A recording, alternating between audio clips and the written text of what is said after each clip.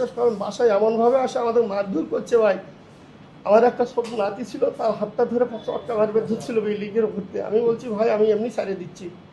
আর একজন পেছন থেকে কয় এই যে আগুন লাগিয়ে দেখ, গিরিলোর তালা নাকি কিন্তু একবারে পূর্ব বারা মাদার চোদ, এতদিন যা করছিস না আমি লিক করছিস। সত্যিকারই কথা ভাই, আমি কোনো দলবল করি না, আমি সাধারণ রুটির ব্যবসা করে খাই ভাই। এই কথা বলার পরে আমি ওখান থেকে সরে চলে আসি। আসার পরে আমি উকিলের সাথে বুঝি, উকিলে কলে তাহলে তুমি একটা ভরাটে উচ্ছেদের মামলা করো। তখন আমি ভরাটে উচ্ছেদের মামলা করি।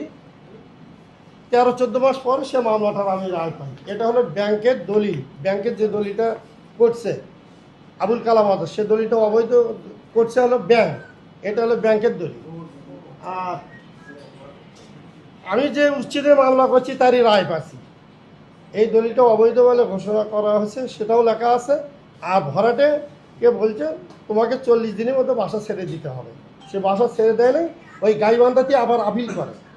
আপিল করার কারণে আবার ওখানে 2-3 বছর ঠেলি মামলা। খেলার পরে আবার আমি সেই রায় পাই, লেখা আছে রাজ্ঞা রায় ওয়ালিদ রাখা হলো। এই অবস্থায় কি করছে আমরা তো এতটা বুঝি না, অশিক্ষিত মানুষ, তার মধ্যে গরিব মানুষ, নাটান, কিন্তু আমাদের তো টাকা পয়সা অত সম্পদ নাই। হাইকোর্ট বুঝতে তো আমরা চিনি না। মামলা ওখানে করে দিয়ে যুগের পর যুগ ধরে করছে, আমি মামলা করছি, ওখান থেকে আমি রায় নিয়ে আসবো, এও করবো। এরই মধ্যে এই অবস্থা থাকে, আমরা তো অতটা জানি না। না জানার কারণে হাসিনে সরকার 5 তারিখে চলে যাওয়ার পরে 6 তারিখে বিশ্বাস করেন বাসায় এমনভাবে আসে আমাদের মারধর করছে ভাই। আমার একটা ছোট নাতি ছিল, তার হাতটা ধরে চটকা মারবে ধরছিল বিল্ডিংয়ের উপর দিয়ে। আমি বলছি ভাই আমি এমনি ছাড়িয়ে দিচ্ছি। আর একজন পেছন থেকে কয় এই যে আগুন লাগিয়ে দেখ, গিরিলোর তালা নাকি কিন্তু একবারে পূর্ব বারা মাদার চোদ, এতদিন যা করছিস না আমি লিক করছিস। সত্যিকারই কথা ভাই, আমি কোনো দলবল করি না, আমি সাধারণ রুটির ব্যবসা করে খাই ভাই। গরিব মানুষ আমি কোনো ব্যবসা বাণিজ্য করি, বুঝছেন।